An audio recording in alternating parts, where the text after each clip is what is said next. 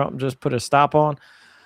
I used that EB, and I'm telling you, it was insane, bro. Like I fixed my website. I built my wife a website. Right. And they were like good looking websites too. Not like that AI looking built website. You know what I'm talking about? The ones that look AI. Yeah. Right. I'm telling you, bro.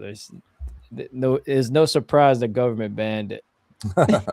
Well, I mean, dude, I don't know. Gemini is all I've used and I think part of that is because like at work, we've got like the Google educational setup at work. So like, Oh, for real? They got them using yeah. AI now? Well, I mean, like, so that like there's like a Google for education, right? So Right. like you have obviously like all of our emails are through Gmail. We Yeah. have access to Right. Google Classroom, so like the entire Google suite, and so Gemini is just part of that. And like we get Oh, you guys get to use Gemini. yeah. Oh, that's dope. Okay. So That's that's like cool. all I've used really Oh, when it comes to so you AI. haven't ventured on your own and just like Not start really, started vibe coding some apps. not really, no. Alright. I see but where I, you're at. but I I see. mean like, I think Gemini has worked for what I've used it for. You know what I'm saying? Yeah. So, but EB, yeah, you're just scratching the surface. You're like a young Jedi. dude, I probably ain't even trying to go much further than the surface. So I don't know, Bro, man. it was bro. So I have the edifymusic.com website, Uh right? I huh. was using this widget from like whatever, this music player widget, just trash. It was basic. And I was like, can I just build my own? I don't have the kind of I was like, let me try. Bro, I built my own widget from scratch and it's 10 times better Nice. than literally the one I was paying for. You see Yeah. what I'm saying? Like, you see what I'm saying? I'm saving money, man. Right. Um, yeah, so you could do things like that, and I think that is useful. Other than Oh all the yeah, other yeah. jazz, I'm good on. I'm good Oh, on that. dude, like I mean, like here's the thing is just using like Gemini, right? Like I've definitely shifted like kind of my view on AI. It's like, okay, all right, if people understand how to use it as a tool, and that's what I mean. You know what I'm saying? Like Mhm.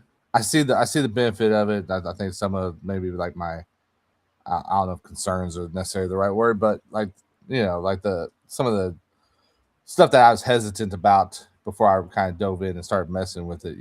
Some of those Mhm. things have changed for me. So, Wow. but yeah, Yeah. man, we're Let's here. go. We're up in here, baby. We're here for a second week in a row, dude. Ooh, we gotta We be say, careful. We might go weekly.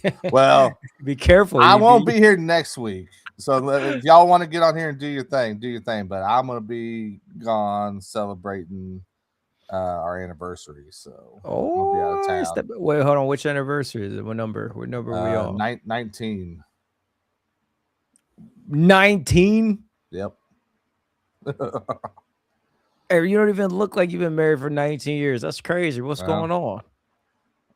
you know what they say about white skin, dude? I don't know.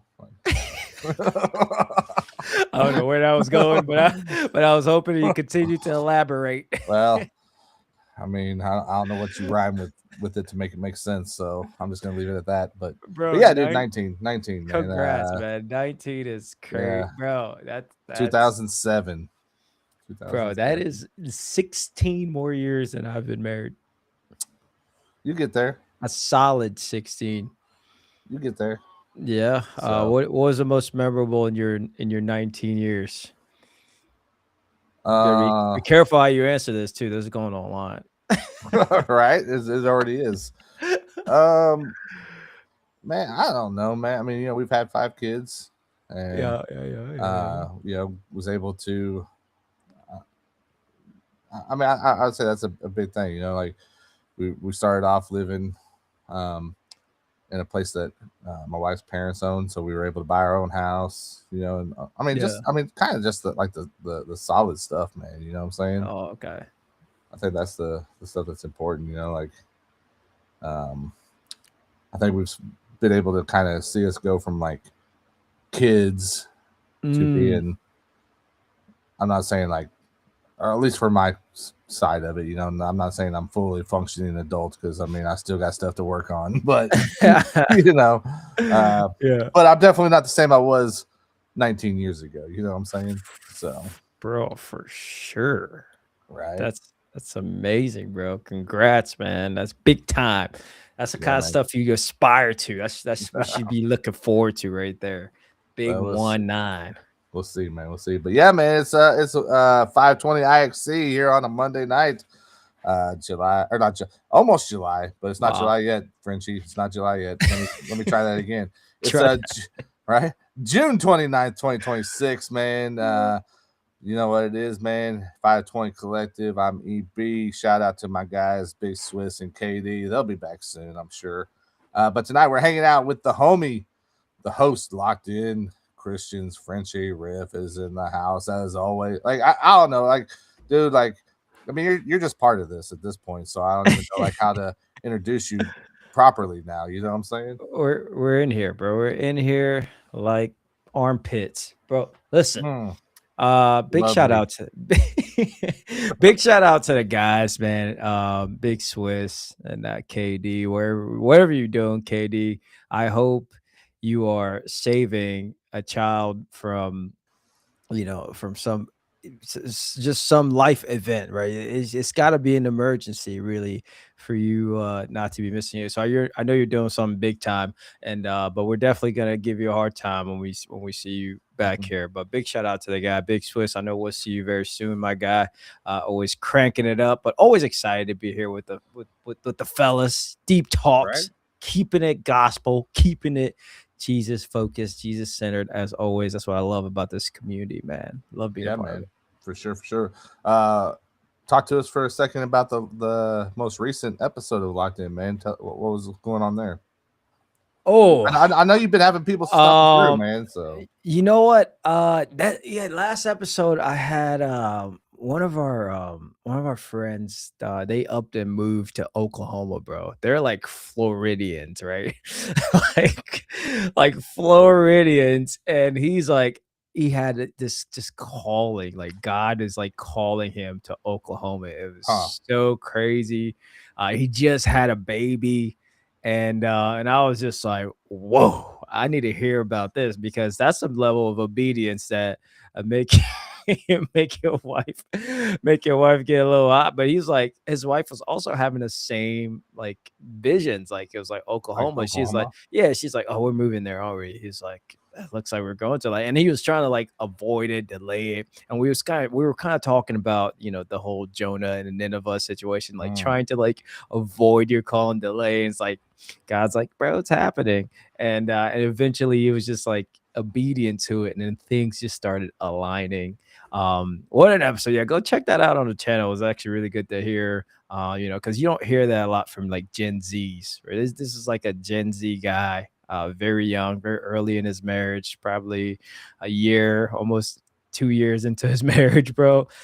First kid, and literally hearing the call up and moving to state. He didn't even know it was a state, bro. That's Come on now. Come on. I'm putting him all out. He said, listen, he said it on the channel, so I can say it. He obviously did not know Oklahoma was a state, which I'm still a little puzzled here by it, but it was funny. It was all love, man. But still, like I would have a hard, and I worked in sales. I would have a very hard time convincing my wife. It's like, babe, we gotta Right? move to Oklahoma, bro. Big Man, shout out to the they're, suitors, they're though. like they're like next door neighbors with us now. Oh, for real, bro. Yeah. I gotta get him linked up, man. He needs a community out there, but I think he's gonna be establishing one out Yeah. there. But that was our episode. We're kind of talking about just that obedience factor and just being able to up and leave, man. It's insane. Like God might be calling you to go preach to different people, like to go share the gospel somewhere else and how you live, and just to see a young Gen Z guy doing it and taking his family with him with the obedience, I thought it was pretty cool. Great story to just hear about, chat, see what's on his mind, see what's the difficulty, the challenges, and all that good stuff. So that's kind of what we covered on Locked In. And And I think we had some people tune in. It's pretty good stuff, man. Really good, Nice, good conversations. nice, man. I had some life changing stuff over the weekend too. Like, Oh snap! What's going on? well, I ordered a pair of UFOs. Have What? you seen UFOs? I gotta Google this. What's up? So How they're you like spell it? OOFOS. So they're like they're recovery Oh, slides, man, and like I've been wearing them for like I don't know 4 or 5 days now. I got them on I guess I got them on Friday. They came in from Amazon, and I'm like sitting here trying to plot and scheme on how I can convince like my administration team that they are appropriate footwear for the school day. You know what I'm saying? Like, is that like them Nike ones with the balls at the bottom? They're kind of no, like that. it doesn't have the balls on the bottom, but it's got like a super cushioned bottom. Like, dude, it feels great. Like, um, the best way I know to explain it. So, like, I've tried other cushioned slides and Mm-hmm. stuff that like they feel cushiony, but like if I was to put like all my weight on like one foot, it's kind of like walking across like a mattress, right? Like it's cushioned, but you're not real stable. You know, like these, Oh, it's so like got a little wobble there's a to it. lot. Yeah, there's like with these, there it's cushioned. You can put all your weight on one side, and you're super stabilized. Like it really holds on to it. It like so that they call them recovery slides. So like you wear them after you work out or play sports, or I've just been wearing them all day, every day since I got them. Uh, you you missing the supposed, first requirement? dude, I'm telling you, like it's supposed to help with like plantar fasciitis. Not that I have it, but you know, like my I feet had do that. hurt. You know, I had so that. That thing is painful. I couldn't walk for a week. so if you got a few bucks, because they are a few bucks, I'm gonna say that. Ooh, Um, I'm seeing the price now. yeah, yeah. But if you that's got a few bucks, man, I recommend it. that's 120. Oh no, I got mine for like they were 60 something. Okay, I see. I But see majority of them. There's yeah. the clog version too. Like if you want like Oh yeah, the, if you want to try to step it up, right. Yeah, yeah, up your and they game. got regular shoes and stuff too that you can Wow. get. So, but yeah, Wow. man. Well, let's get into it, dude. Like I told you guys after we got off the stream last week that there was a topic I wanted to hit Mm. on, but we're gonna save it for this week. I'm kind of glad we did because there was some new stuff that kind of happened with it. But the first one we're going to start in with here is Reclaiming the Rainbow. MLB explodes into a full-scale culture war over pitchers' Bible verse caps. So during the San Francisco Giants Pride Night, pitchers took the mound with Genesis 9:12 through 16 handwritten in white ink directly onto their rainbow-themed team caps. The text references the biblical passage where God establishes the rainbow as a covenant with Noah, a verse heavily used by faith-based movements to reclaim the symbol. MLB's subsequent routine verbal warning to the players for violating uniform modification rules immediately lit a fuse, turning a clubhouse opt-out into a multi-state legal battle. So what we're talking about there is you actually had right the Florida Attorney General issuing subpoenas to the MLB. You have Missouri Senator, so both of our states, right? Mm-hmm. Missouri Senator Josh Hawley demanding answers from MLB Commissioner and even the Assistant AG for Civil Rights referring the incident to the EEOC for federal religious discrimination investigation. So if we're looking at the two sides of this story, right, because this isn't necessarily new even with MLB. It's not Right. the first time that this has happened, but No. here's kind of the overview of the two sides. So you got the kind of more traditional side that says, hey, players are athletes. They're not corporate billboards. They shouldn't be forced or socially coerced into endorsing the ideological messaging that violates their religious convictions. And since MLB openly relaxed uniform compliance guidelines in recent years to accommodate secular social justice messaging, dropping a hammer on a player for a handwritten Bible verse screams blatant double standards and targeted viewpoint discrimination. Mm-hmm. That's one side of it. The other side of it, the more critical side says, hey, San Francisco's LGBTQ community is the historic emotional heartbeat of the city. The Pride Night is a 26-year-old tradition meant to celebrate inclusion. Co-opting the specific promotional gear with a verse widely understood as a theological counter-protest isn't a passive personal choice. It's a deliberate hijack of a community's night that forces a divisive culture war directly onto the field and alienates local fans. So, here is the question. Did these pitchers launch a targeted, malicious culture war protest, or did corporate middle management's sheer incompetence force religious players into a corner where they felt like they had to make a public stand? What do you think, Frenchie? Now, I follow that story also a little bit, and I think there's one thing I wanted to add to that what you just beautifully stated, by the way. The MLB commissioner came for each team, not commissioner, but the I think the head office for each team, they came out and made public statement that they did not fine any of those players. By the way, they were like they didn't fine, they will not fine or Well, that's the punish end result, right? any. Like Yeah, yeah, they were threatening the. There was some right, talk of fines and stuff, and that was from the commissioner's office. right. I was from the commissioner But office, right? you see Each all this, team individually. yeah, you see Yeah, this backlash though, and they quickly were like, "Yeah, we're not going to do that. We're not going to." and I was like, smart move because you are right. It does create this divide, but these players didn't violate anything. All they did was put a mirror up to the idea of that Pride Night. Anyway, they just slapped a big old, actually a handwritten mirror right there because it's like, okay, I'm allowed to wear all this, nonsense on me to play the sport, but I'm not allowed to write this Bible verse on his cap to play the sports. Like you're saying, you're doing the same argument twice. And I think like when you follow any of these ideologies long enough, eventually you'll run into a moment where they kind of they're counterintuitive, right? They go against themselves, like there is no foundation to any of these that makes sense. Like they don't rest on any foundation that's like Right. solid, right? It's not like the Bible is like, hey, yeah, we're on Genesis here. We're talking about Noah. This is right after the flood, and God's like, hey, I'm not gonna do this again. And God makes this covenant, and He shows the rainbow. Like there's a foundation there that's not shaking the moment you question it. What is the foundation on me, going out to wear this sport and having to, represent LGBT Pride Night, which is what's the foundation of Pride Night? Well, Like, what is it based out of? Right. And what's interesting too with what you're saying there is like there's other verses that these guys could have chose that I think would have been a lot more pot stirring, if you want to say it, than just talking about the rainbow itself, right? Right. And you're right. They didn't even choose those. Like they're actually being amicable.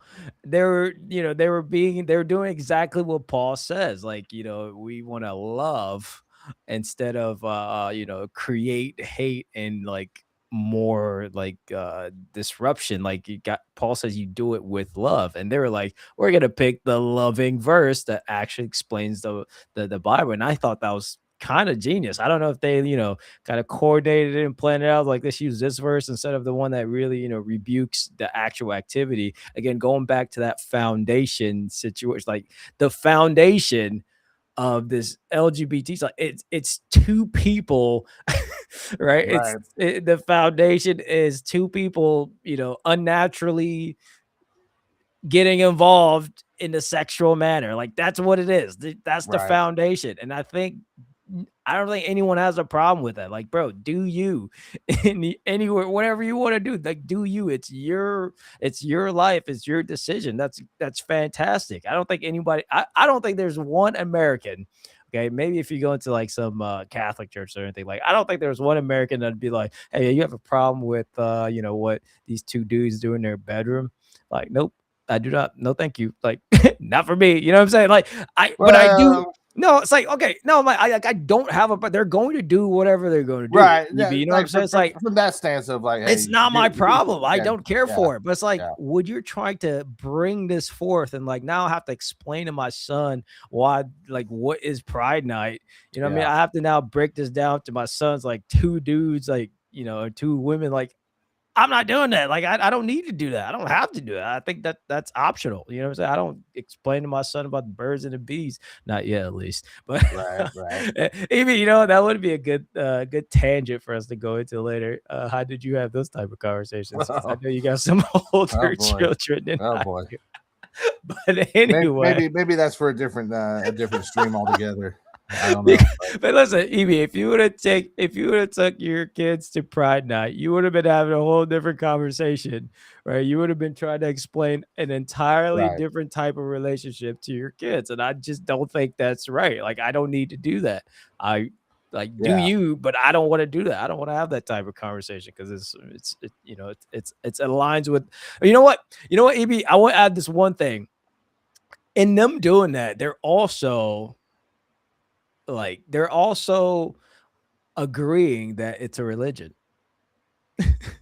Right? They're by default saying, okay, this is also our religion. Because they're like, oh, you can add religious things. It's like, okay, well, what is pride night? They're Yeah. also admitting that this is a religion, and they should, Right. because it is. Well, I also, I got to think about, because like we said, this isn't the first time we've seen something like this happen. So a couple of years ago, you had Clayton Kershaw with the Dodgers, Yep, I remember that. write something on his cap as well.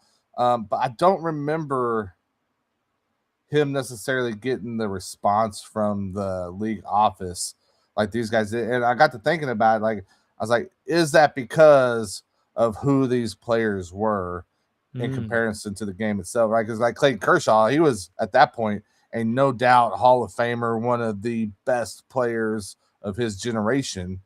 And these guys are, we're guys that like your average casual fan might not even know. Right. You know what I'm saying? Well, there is a soccer example that happens. I don't know if you ever seen I don't know if you watch any of the World Cup games, by the way. Man, I no. All right, cool. You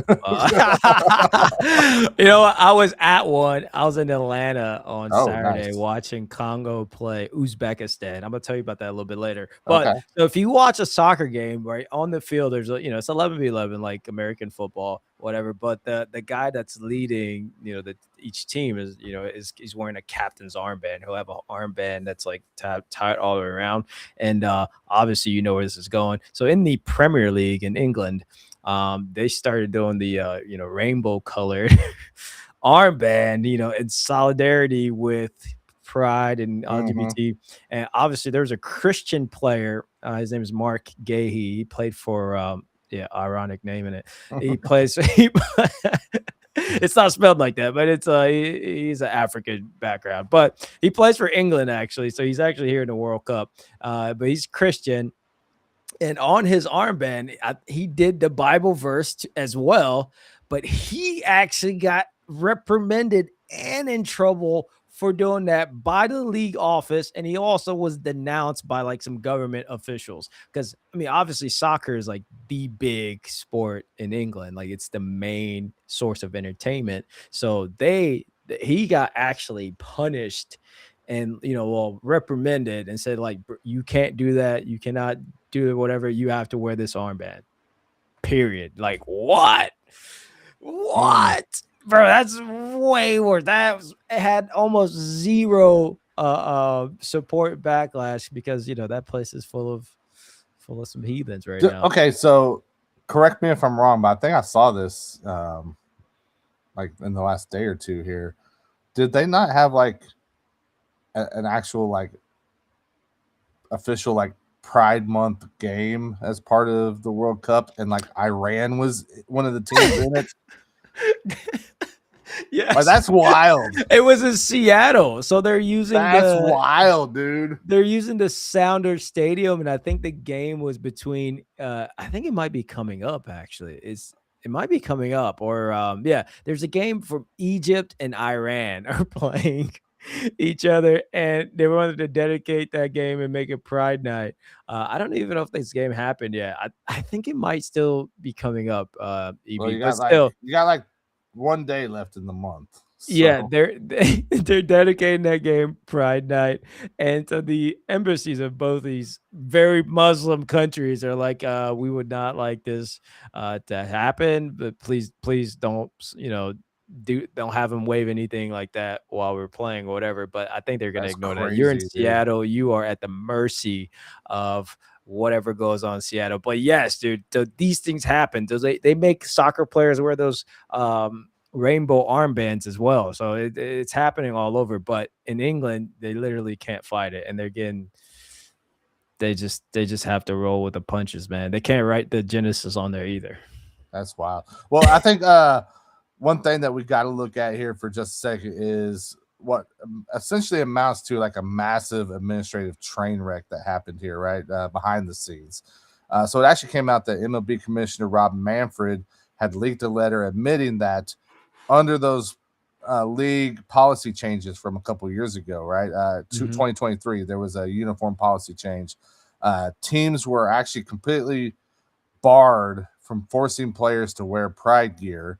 And so the Giants organization kind of botched the situation internally and didn't have like clear communication, it doesn't seem like, with their players, never telling them that they had this quiet option to just wear their normal hat instead of the pride hat. Like, what do you think of that aspect of this story here? Like, did the team kind of set up for this big, this big media hoo-ha here, this media backlash, when they could have made sure that their players knew, hey, it's fine. We get it if you don't want to support what's happening here. Just wear your regular cap and we're all good. Yeah, that's strange, but I mean, I'm not surprised that this would happen in New York or if it's happened in, anywhere in California. It's like Minnesota.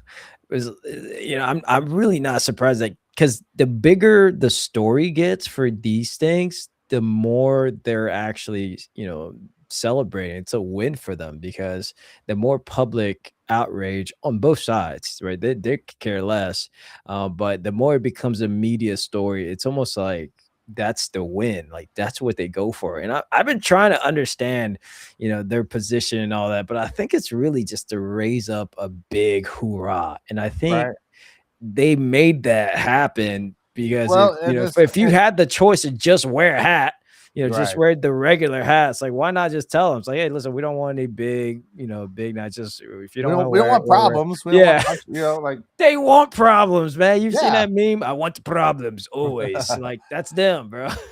Well, and on top of that, like also like Pride Night is not something that is required by MLB for teams to host either. Like now, 29 of the 30 teams do. The Texas Rangers are the only ones that didn't host a Pride Night at all. But I mean, like I want to kind of be upset with MLB in a way, but at the same time, they've put their policies in place to, I think, kind of account for, to give the teams their own autonomy to determine what they're going to do. Yeah. You know what I'm saying? So I it's hard for me to even be truly upset with the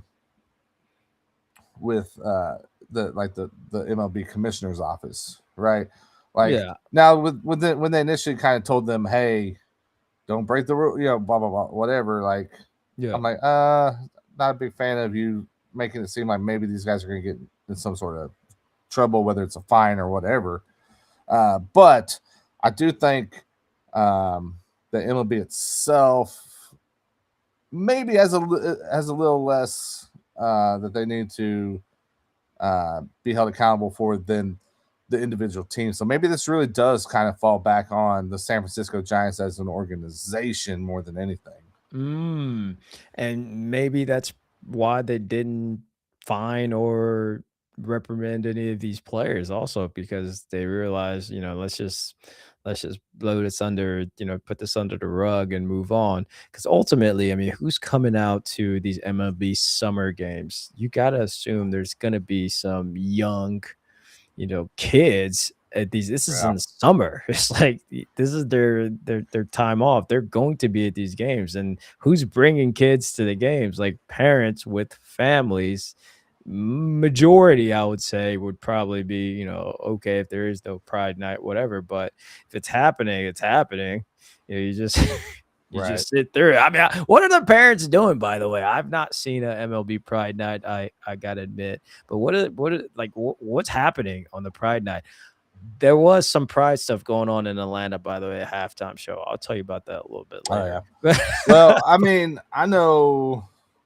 Obviously, like you said, it kind of depends on what cities we're talking about. I think is kind of what some of it looks like. But I don't know if you, I know you, I don't think you had linked up with us here on the show quite yet when this happened. But do you remember a couple of years ago when the Dodgers actually had lined up like this weird like LGBT group that were like dressed like nuns, but they were it was wild, dude. Like Oh, was it the Dodgers? Was that one team that just plays like it was the games and Dodgers. stuff? No, it Oh, was the okay. Dodgers. But you know that team I'm And talking about? They're like they play like they're not in the MLB, but they get like a big crowd. What oh, team are is you that? talking about the Bananas? Yeah, those Uh, guys. Yeah, yeah, no, they that had something like that happen with them. I remember it was the nun. yeah. I just remember when you said nun. Well, this was like if you go back and look at it, like this was far crazier than anything you would have seen with the Savannah Bananas. Like it was kind of gross, and I mean, even for LA, like there was a lot of backlash. Even You for know, LA. Yeah. like for real. Yeah, even So, for LA, that's a big stretch. Um, yeah, dude, I think you can find a reason to be kind of upset about the commissioner, etc., for not, emphasizing and being clear. But again, the more vague these things are, the better, and the bigger the eruption, the news, the better. And because they really want to ostracize and I guess humiliate or cancel, right? Because the underlining of everything they do is to cancel whoever is not, licking the boot, whoever is yeah, not saluting the flag, right? It's like we have to figure out how to cancel this person so we can ostracize them. And if we can get a big eruption, then we will get, if we don't get him canceled, at least we'll get threats upon his life. Because what happens immediately once you do something like this. Like, your inbox on all your social media is gonna have death threats, all types of stuff that goes on. Just as soon as you stand up for something and you're not, saluting to the flag, it's death threats, it's doxing, right? They're like, oh, we know where you live, your family. It's like these people are prepared to do these things, and the bigger the outcry, the easier it becomes for their armies to kind of go out online and start doing yeah, these things to you, to cancel culture. So right, it's kind right. of sad. We got to pray for them, man. They got to withstand some real evil right now, those players. Yeah, man. Well, and what really comes down to is this is policy versus faith, right? And so another crazy example of this like policy, just determining what faith looks like, etc. That happened recently, Frenchie.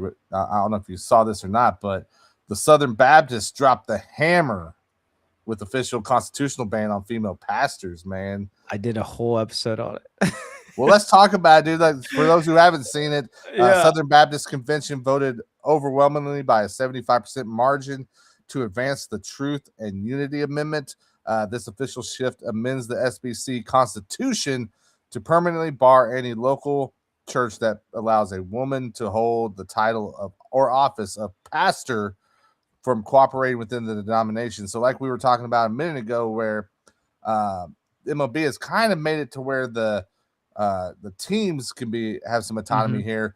What this does is it throws this curveball in, where for decades the SBC bragged about local church autonomy as their defining identity, but by forcing independent churches to change titles or face expulsion, has the SBC accidentally turned into a heavy-handed top-down hierarchy that, just like the other denominations, they historically split away from. So, Mm. it's no longer about, well, okay, each church can kind of determine to an extent what's best for them. Now it's like, nope, follow these rules or you don't get to play with our ball anymore.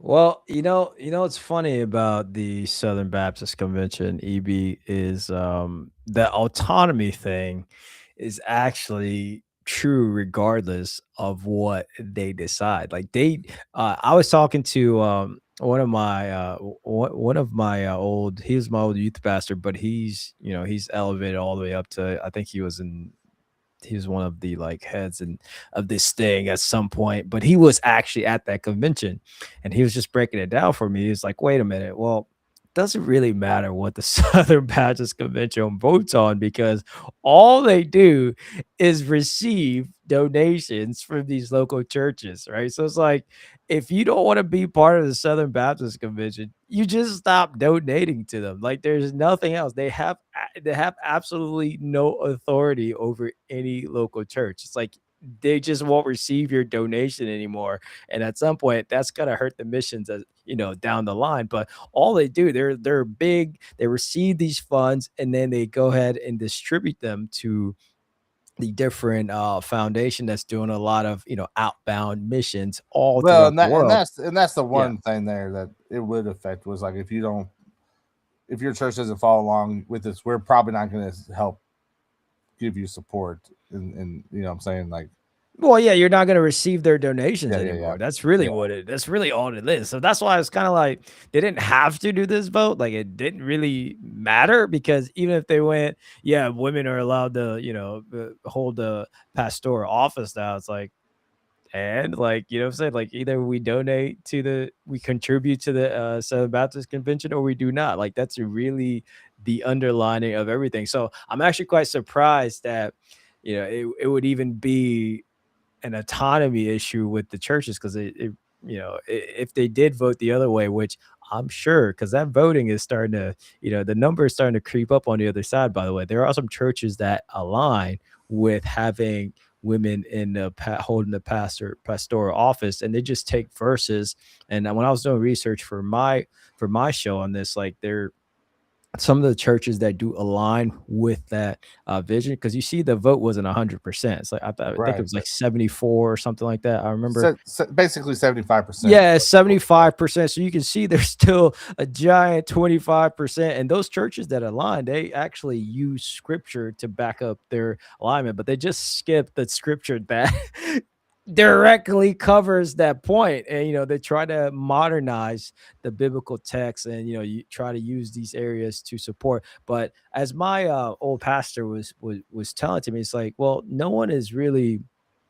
um no one's excluded from sharing the gospel. Like preaching the gospel is for everyone, right? As a matter of fact, the moment you place your faith in Christ, you're signing up to preach the gospel to somebody at some point, as you're discipling somebody else. Like no one is excluded from that. Like women are omitted from sharing the gospel. Like yes, I've sat through some sermons, some great women preachers that were making some really good, biblical points and, really bringing out the text. So it's like no one's really excluded from sharing the gospel, but holding the pastoral office is like it's a job. It's a it's a Right, right. Because title, and that's the thing we're talking about being a pastor, like being over a a flock, shepherd, right? right? Yeah, like Hmm. that's the issue, and I think some people skip it. I want to say she was talking to John Christ, but I saw this video with Sadie Robertson the other day. And I think she was talking to John Christ, and he asked her what she thought about women pastors. Now she didn't really give him an answer, but Hmm. the thing that she did say was she was like going into, well, I feel like I'm going to share my testimony, and she referred to some of the biblical stories of Christ interacting with women, and then them going and sharing that testimony, right? That Hmm. experience with Christ with others, and that's what she kept talking about. So again, kind of sidestep the actual question, because uh, like we're saying here, sharing of a testimony, yeah, everyone should be doing that, right? Hmm. But Well, the that is not gospel specifically, yeah. right. Well, yeah, but I mean, sharing what Christ has done for you, right, and, Hmm. and how He changed you. But again, that is not equate to being the leader of a body. Mm. You It's know, it's an office. right? It's like you're in charge of deacons, right? Men, like women, like it's not just preaching. Like I think they boil it down to just preaching, and then they hold it there. Like that's some kind of point, but it's like, no, everyone should be sharing the gospel. It's like, it's not just the preaching part. And I think this is where we get, all of these arguments. It's like they're just focusing on that one piece, but I'm like, no, it's really everything else that comes with this office that you're missing. It's very specific. It should be a man of one woman. It's quite specific there. Right. In the text. Well, and that's the thing. Like, I mean, like you said, we can try to modernize scripture, Mhm. but that's not our job, right? And so if we're Mm. going to take scripture at face value, if we're going to read it in black and white, now Paul is not the end all be all, but the fact that it's included in scripture, I think, does tell us something about it. But what does Paul says? I don't permit this to happen, Ver right? Do you think that Paul would have a different view or a different stance if he was here in 2026 on Whew. this topic? Whew, absolutely not. I think he'd be writing some stern letters based on what he's saying. No, I don't think he would be modernizing his own words. Like it'd be silly. Like the argument, right? This is called a second order issue in the if you're looking at things theologically, it's a second order. It's not even like first order. It's like it's not on that list of Yeah. where we're like, okay, we're really gonna be separated by this in the faith.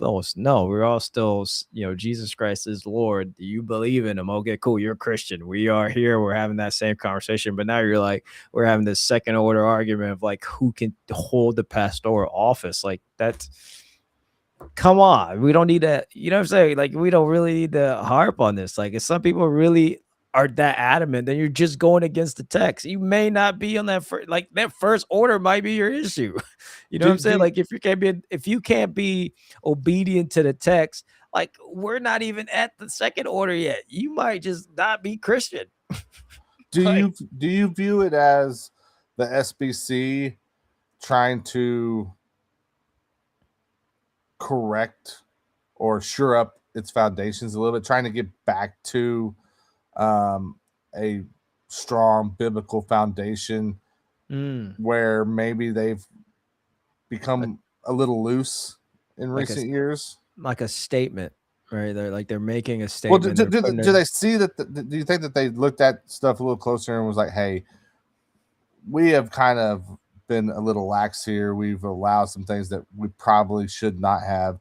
So we're gonna address it. We're gonna fix it, and we're not going to worry about necessarily how people respond to it because we believe that we are doing biblically what we are told to do." mm. Yeah, I would agree with that. And I saw that a bit on my research as well. I think, again, when I go back to these churches that are so voted the other way, right? All these leaders that voted the other way, that means it was already happening.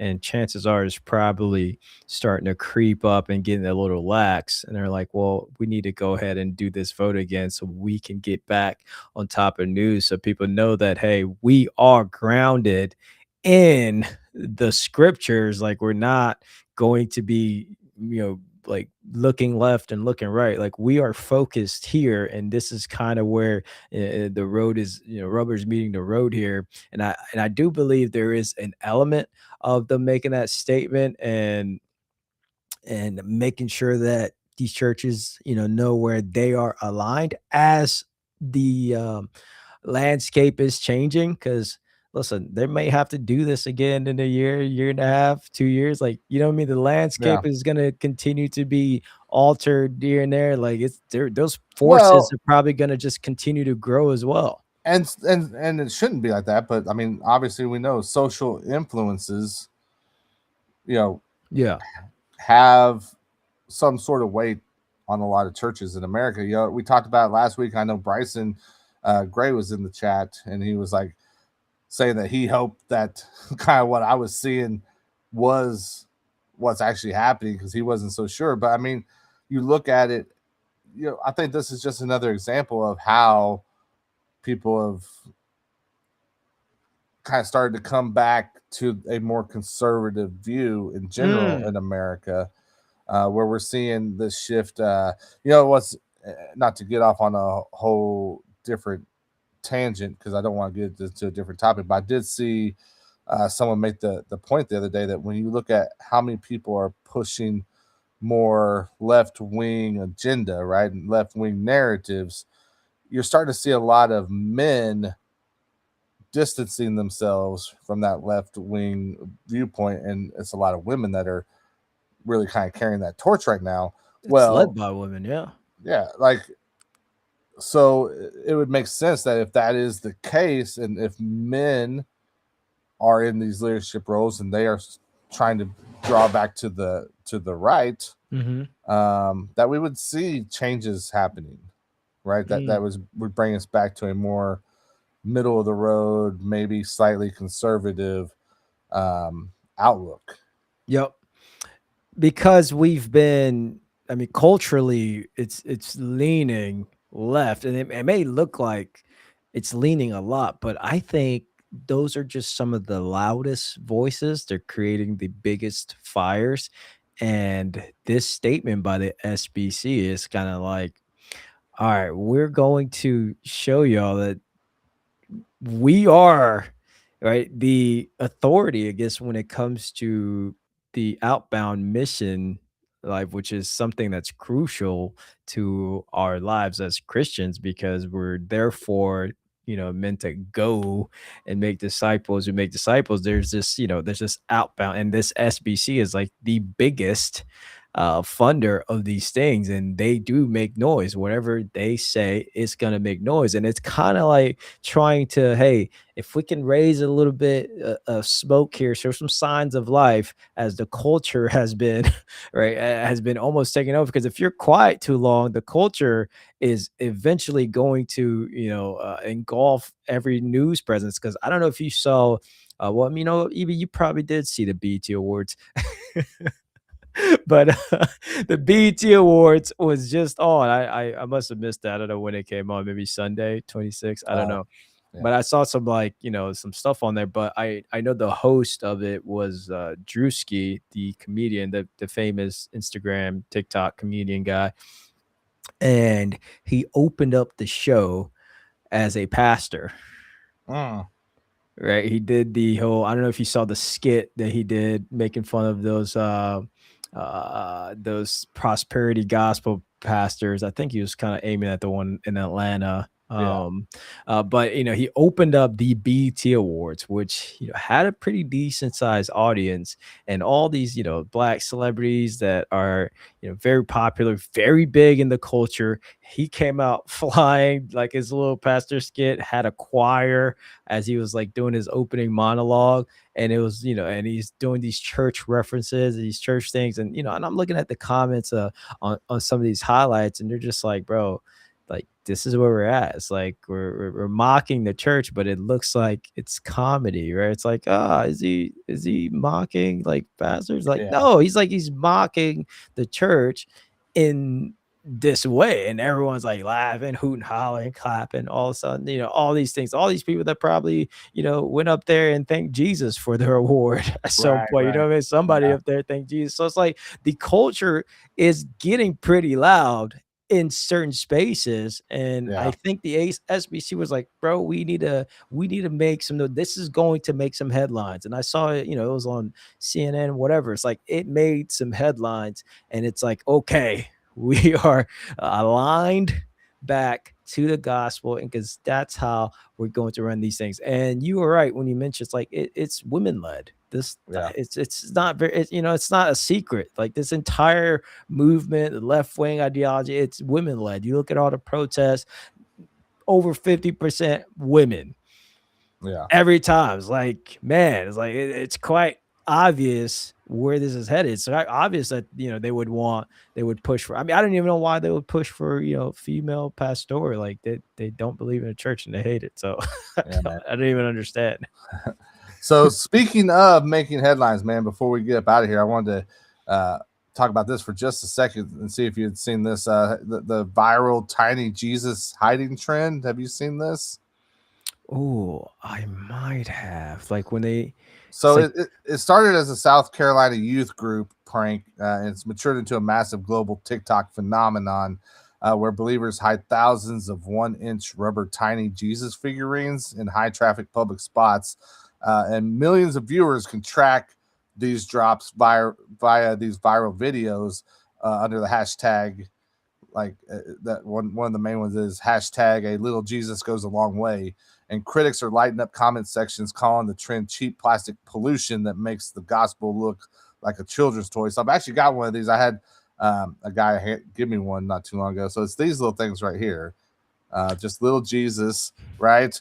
But the question is, does translating the gospel into a viral TikTok game make it accessible to Gen Z, or is it completely strip the cross of its weight and reverence? Like, what do you think here? You got some people that are saying it's lighthearted, highly visible way to interject faith into everyday public life, while other people are saying Jesus is King of Kings, not a plastic trinket to be mass manufactured and put on the floor like litter. Man, I'm a little, I'm an unpopular answer on this one because Okay. I've been in the Old Testament. My wife and our family Bible study, we've been in the Old Testament. We're literally just finishing up Second Kings, so we are seeing, like, the Josiah, the rightful king, the king who did things the right way, and he had to get rid of so many of those little figurines and all types of idolatry, all types of worshiping places. He had to destroy so many different little gods everywhere that all these former kings kept adding on and causing Israel to sin. Like, he had to go through and get rid of so many of these things. And I can only imagine that, this is probably the reason why we're not to make these physical idols of Jesus. And I know it's probably funny and it's like, a little lighthearted reminder, but Jesus don't need your help. You know what I mean? Like, that's my, like, Jesus need your help. Like, Jesus wants you to share the gospel. Like, dropping those little figurines, that you're just open up a door for something else. You know what I'm saying? It's like, I don't think these little figurines represent Christ. It's very unpopular. I just don't think, just because you're putting a white robe with a red whatever, it's like you don't know what Jesus was wearing back then. Okay, some say, like, let's not create these little idols, as cute as they are, but we're creating little idols and figurines, and next thing you know, like, this is what you worship instead of the actual word of God and the truth and sharing the gospel. So yeah, I don't know, man. I'm not down. I'm not down with it. Like, I wouldn't participate in it. Are you able to, like, so, like, one thing I saw was, like, people were like, hey, putting it in a, like setting it like in a hospital waiting room or in an aisle of the grocery store. Someone just comes across it. Maybe it's a way to, maybe they're having a bad day and they just come across it and it helps them give a reminder to them, like, hey, Jesus is there, man. Like that, that's one of the arguments I saw for it. And I mean, from that aspect, I think I get it, right? Yeah, I So get I want it. to hear your thought, but, like, But what if somebody gets it and puts it in the bathroom? yeah, well, or there's all kinds of stuff that could happen. What if someone sees it and, like, freaks out in that public place, over it because they feel, right. We talked about last week about what was it, Canada, potentially making scripture legal and all that it takes to someone being offended. Well, someone could easily be offended by this. If you're, and, anytime I think the internet and social media is involved, there has to be at least some question of, okay, what is the true motivation here? Because we want to say it's a little reminder of Jesus for people, but when we're putting it on social media and we're making hashtags and we're looking for followers and clicks, is that the more of the driving force? Is like, hey, hopefully this thing goes viral. Yeah, we're also making money. Yeah, somebody's making those little figurines. Like, it's so complicated. Like, we had the same conversation with my wife when somebody gave my son a little, like, a little Jesus doll that, like, speaks or whatever, and I was like, we're not It's like we shouldn't have this. You know what I mean? Do you Eh, do you view it different than like a little tract?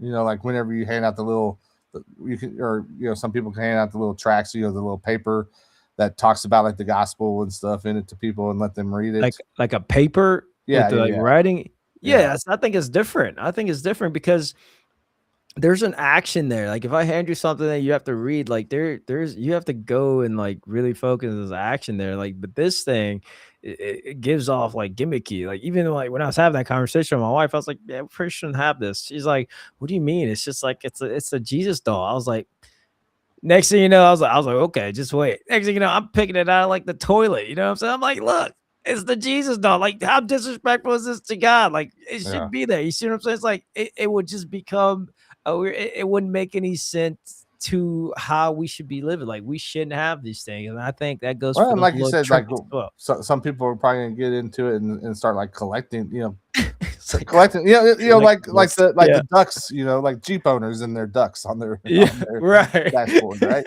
I mean, Ain't no diss to the Jeep owners, but I mean, y'all have a lot of them, bro. Y'all need to maybe chill. a little bit. I don't know, but so You about to be banned from Canada yeah. and have Jeep owners just honking at you in traffic every time they see you. Yeah, but I don't know, man. I think, as a funny little youth group joke, sure, even still a little suspect. But if Well, it and grown even the beyond fact that, that it was like kind of labeled as kind of like a harmless prank, like yeah, it's labeled as a prank in the first place. yeah, Like it has no missional purpose. It has like I think creating things is always dangerous, even though we create idols mentally more than we do physically yeah, now. But when we do it physical, it should also like make you feel the same way, like as when people go to church just for the pastor or something. Like, bro, that's idolatry as well, bro. It's like you're doing the same exact thing. So yeah, I don't know. I don't think I don't think we should isolate our idolatry just mentally now, since we don't do the physical thing anymore. But I think when somebody starts making something like that, it's the same thing. We got to well, stop. The he's not same here thing to to me. he's not here to defend himself, so I'm just gonna assume that KD had something to do with all this getting started in the first place. So KD, maybe he's printing them out right now. right, he had to go buy a 3D printer. It was an emergency. Drop shipping. KD also pulling up in a new Lamborghini. The sales is going crazy, Katie. Oh, I gotta tell you about my Atlanta experience. So Okay, yeah, as yeah, we were talking about the baseball stuff, I'm sitting there. It's halftime because this is the only time in soccer where you get commercials, blah blah blah blah. So I'm sitting there. It's halftime, and I was like looking down my phone, replying to all kinds of messages. And Congo was losing at the time, by the way, so it was like 1-0 losing. And there was a halftime show happening, and it wasn't happening on the field. It was happening like in I don't know if you've been to Mercedes-Benz Stadium or seen it, like the I Falcons, I mean, I've guess seen it. Falcons Stadium. Yeah, It's sick, by the way, sick. But it's like happening on this like balcony area, and I was like, and I just look up, and it's like there's a dance routine going on. There's dancers. Um, the first two dancers were dudes, okay, but they were dressed like the girls behind them, and they were doing this exact same dance moves. And I looked up, and I just wish I hadn't. I wish I hadn't looked up, because I was like, this was not necessary to the soccer game. I could tell you right. that right now. I came to watch the soccer game. I didn't think this was gonna be a part of it. Like, that was sneaky. I don't know who planned that, but that was very sneaky. And I would probably just put it down to it's not only it's Atlanta, but it's also the June and Yeah, pride yeah. situation going on, because I was like, that was very sneaky. They snuck that in here. I'm texting my brother. I was like, bro, did you see? I was like, don't let the kids look up. But my brother had his kids up there. Frenchie's like, I didn't realize I was going to the Iran game. Bro, you know what's really funny about that Iran situation? Like, if they win the World Cup, President Trump has to hand him the trophy. Beautiful irony, wouldn't it? Do you think that's very likely? No, absolutely not. Okay, there you go. No chance. Oh my gosh, no chance. They won't even sniff it. Yeah, But it's just beautiful irony. But right. still, I just for them to introduce that type of dancing in soccer was weird, bro. I've only No one else thought it was weird though. No one else was freaking out. I've No one only else been was to freaking out. I've only been to one professional soccer game. I went to a Sporting Kansas City game Oh, that must have been a once. good game. I mean, like, here's the thing, like, there's a lot of cool stuff that's not soccer that happens at this stuff, right? Like, I mean, they had like fireworks going off and the introductions, and like Yeah. at the end, I think they call it like the cauldron or whatever at the one end, and like people in there singing and jumping around and stuff like crazy during the game. Like that stuff was cool. The actual soccer, dude, I don't know, man. Like there was two guys like sitting in front of us that were sitting there cussing and getting so mad, and I'm like, I don't understand what they're angry about. They're just kicking the ball back and forth. Nothing's really happening. So, Katie, I'm gonna let you. EB, I'm gonna let you slide on this one. I'm gonna give you a pass as a former soccer player. Listen. I'm gonna let you slide on this one. I'm not trying to be a hater on it, but like, I'm gonna be honest though. This whole like World Cup stuff, like, I mean, it's cool and it's good for America to be hosting it and stuff, but like, hey, honestly, America's playing in it, man. You just gotta support the USA. But here's my thing though. I view it the same way I view the Olympics, where like by September, ain't no one gonna be talking about soccer in America. Yeah, we're gonna move on pretty quick. Right. Like, there's a lot of competition. Same way no one gives a crap what's happening in the luge during those years in between the Olympics, right? But the reason why soccer, I think, is World Cup specifically is special because it's only every 4 years, and not every country qualifies, and you get to see random teams. Like, bro, I watched Uzbekistan. Like, what? Yeah. Like, I couldn't name 5 people from Uzbekistan.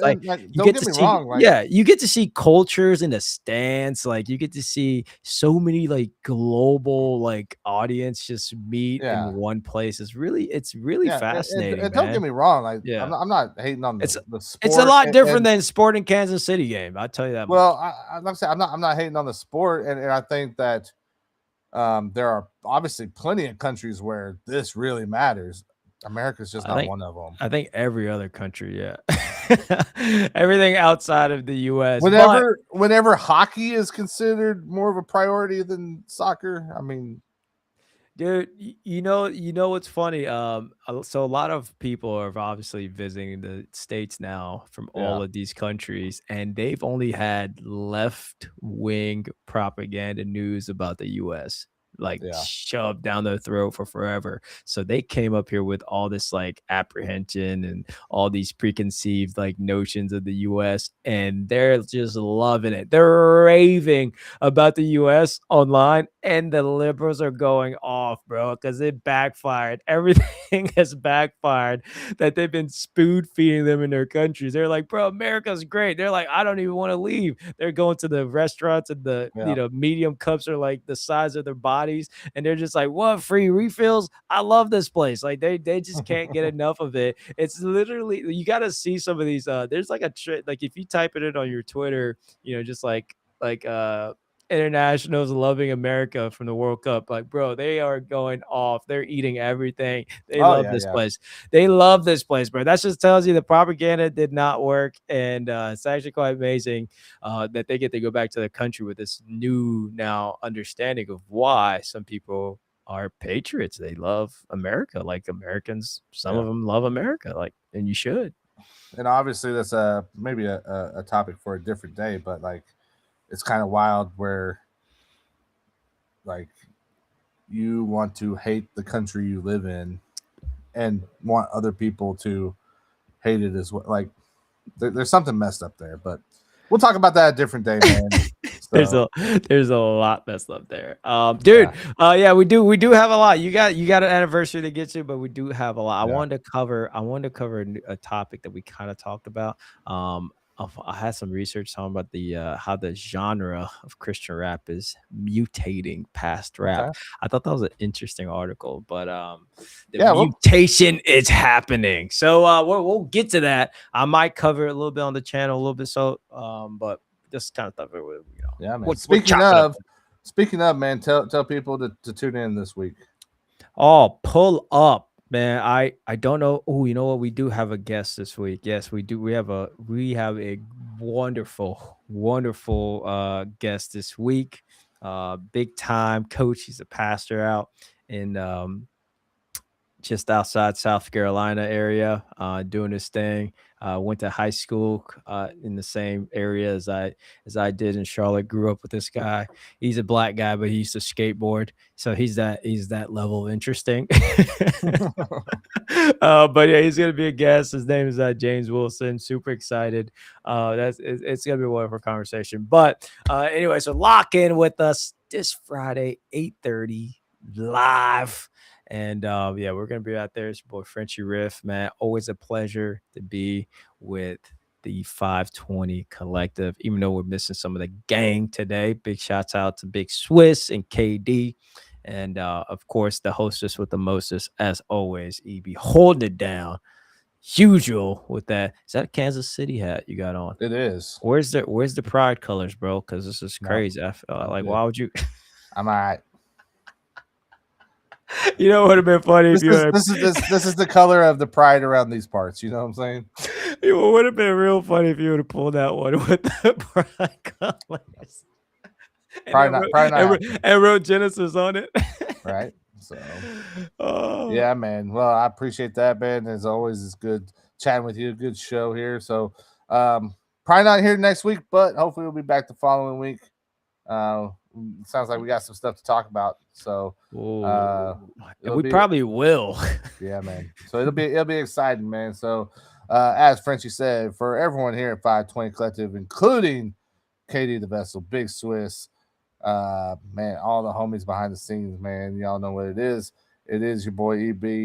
We will catch you. Oh, hey, before I get out of here, make sure you're signed up for our Substack newsletter so we can send this stuff directly to your inbox, and you've got a way to communicate directly with us. It's free, so do that. But yeah, man, y'all already know what it is. 520 IXC Indie Christian Culture. Let's go.